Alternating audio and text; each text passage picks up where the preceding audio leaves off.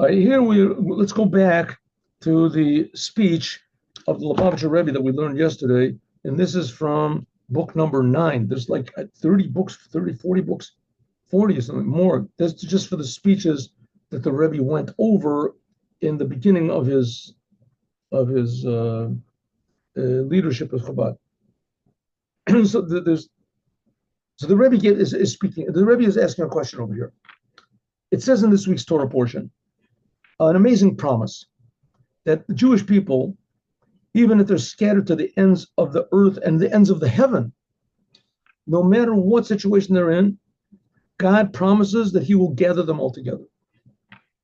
He will gather all the Jews together from wherever they are, from whoever they are, from whatever they've done.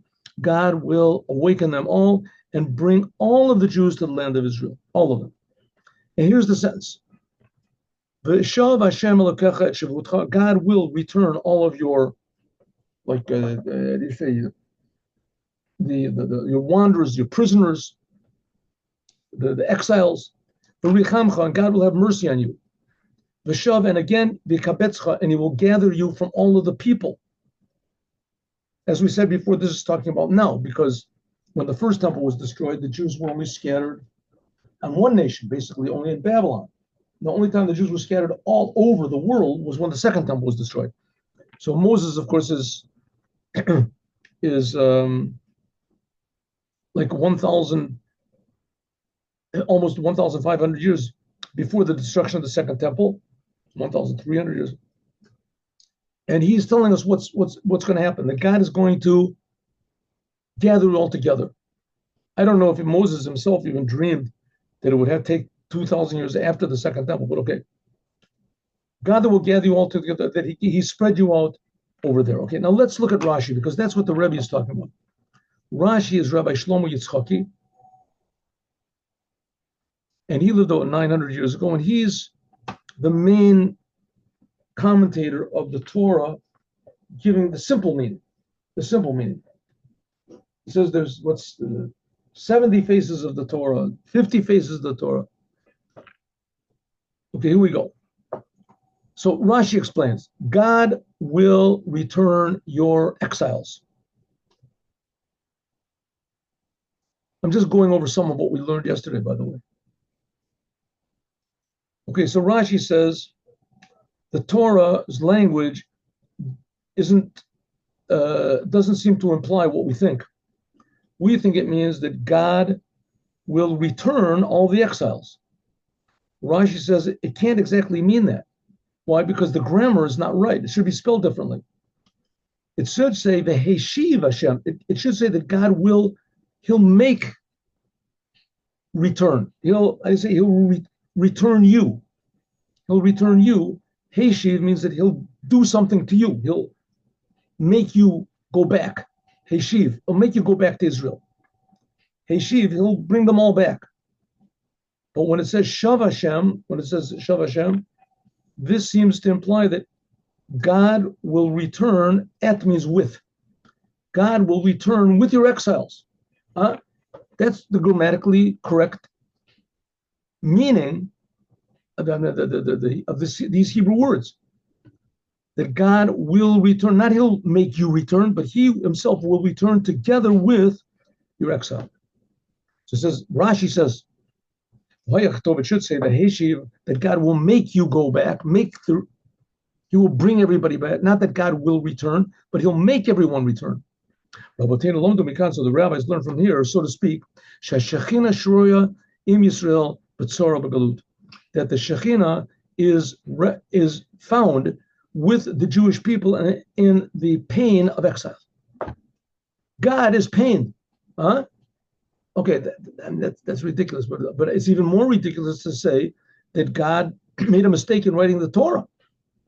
Here it says clearly that God will return with the exiles. And Rashi says that the rabbis from here learn that God is telling you that He is suffering. He's suffering in exile. Okay, first of all, how do you know that God is suffering? God is just in exile. Right? God is just in exile. What does it mean He's suffering? Okay, He's in exile. But in every case, He's going to come back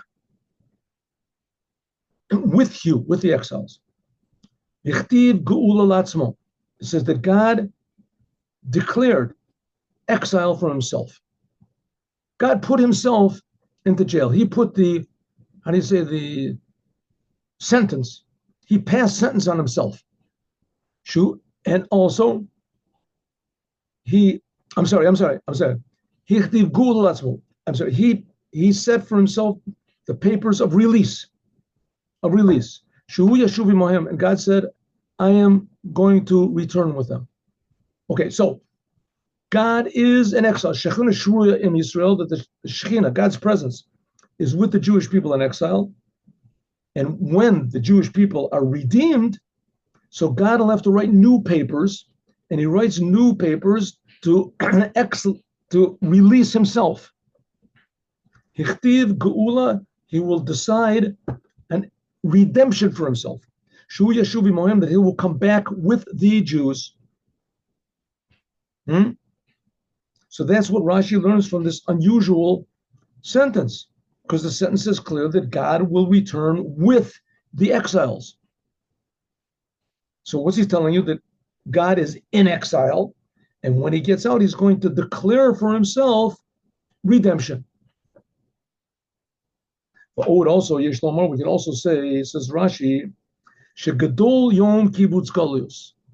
Great will be the day that God gathers up all of the exiles. Ubakushi, and it's not going to be easy. It's going to be a big effort for God. Ki'ilu, as though huatzmo, that God has to grab each one by his hand. Ish mimakomo, each person from his different place, right? To pick this Jew out of Africa, and this Jew out of the Tibet, and this Jew out of Mexico, and every Jew in the world, Jews that don't know that they're Jews, Jews that don't want to be Jews. God will gather each one up. It says, as though God is going to take every individual Jew by the hand, each and every person by his place. That's what Rashi says, right? On this sentence, simple sentence. God will return with your exiles. From this, we learn that God is in exile. Ken. Are you arranging a secretary? And Shidurim, if you can arrange. Okay. You can't, okay, Sarah. Okay. I have to do this. Okay, good. Okay, so great is the day of the receiving of the exiles, as though God himself has to be grabbing their hand, each one. Like it says, Ata tuluktu le'echad achad la'achad echad b'nei Yisrael. Like it says, there's a sentence in Isaiah. Here it is, Isaiah 27, that God, you will gather together one by one the Jewish people. And also by the other exiles. See, God, when he created the world, so he put these different nations in their different places. And so the other nations are also scattered around, and they'll also come back. Like it says, Veshavti et Shavut Mitzrayim, and it will bring back the exile of Egypt. Okay, this demands a little bit of an explanation when exactly this was, and I'll look into it. But nevertheless, suffice it to say that Ezekiel talked about it, that all of the nations will come back to their place. I mean, there was a great conqueror called Sanherib, and Sanherib conquered the whole world except for Israel. And Sanherib, he laid siege to Jerusalem, but an angel came and destroyed his army, a whole story. And Sanherib, he confused the whole world. So as a result, those people today that are, let's say, Arabs, they have no connection to Ishmael. They have no connection to Ishmael anymore, because God took the people that really did have the connection with Ishmael and he put them somewhere else. And okay, maybe spiritually they have the spirit of Ishmael because they're living in those lands. I don't know how it works anyway, but in the end, God will bring all of the nations back to their rightful place. Okay. So the Rebbe asked the question, how can this possibly be, and what does it mean? Let's go.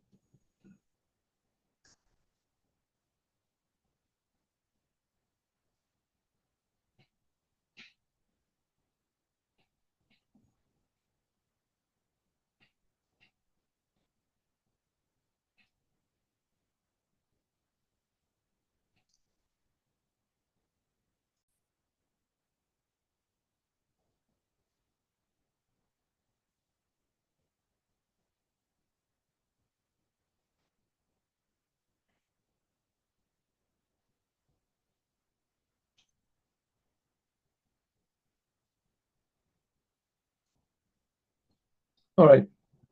So we'll continue this tomorrow. I'm sorry. I'm just very I'm just very occupied now with something else.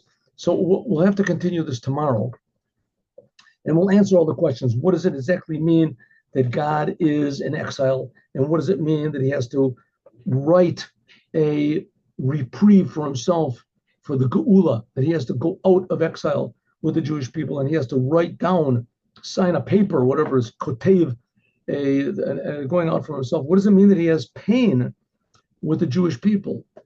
And what does it mean that it's going to be hard for Him to redeem all the Jewish people, to gather them all one by one at a time? And this, God willing, we'll talk about more tomorrow.